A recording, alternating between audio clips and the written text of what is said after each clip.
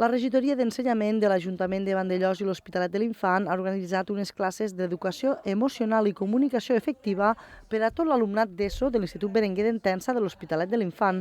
En concret, durant aquest trimestre s'impartiran 2 sessions a cada grup classe. Per impartir aquestes sessions que complementen l'educació emocional que reben els joves del municipi, la regidoria ha contractat a Verònica García, una coach emocional externa al professorat de l'Institut. La primera part del taller l'hem fet avui, que és explicar una mica com funciona el circuit emocional, és com un estímul extern provoca que hi hagin les emocions i després les reaccions de les emocions, que és el que jo intento ajudar a regular els adolescents i les adolescents, perquè em sembla superimportant que no vagin per la vida amb la impulsivitat de les emocions.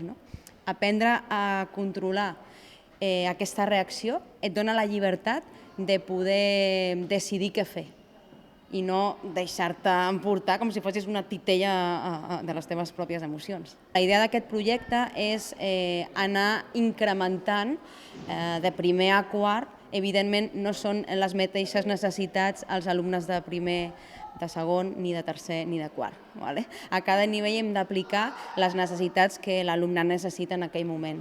L'objectiu principal d'aquesta formació és empoderar els estudiants perquè comprenguin com funcionen les seves emocions i pensaments i com aquests influeixen en el seu comportament i relacions. Creem habilitats per a que ells puguin ser més autosuficients i sobretot per poder comunicar-se efectivament.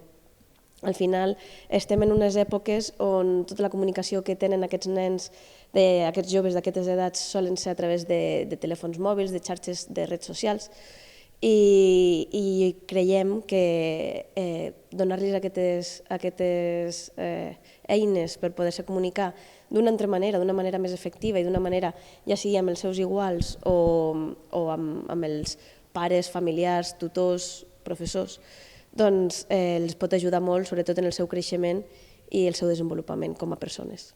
Les classes, que han començat aquest dimarts 30 de gener, s'allargaran durant tot el segon trimestre fins a mitjans d'abril. Bueno, pues ¿por qué no?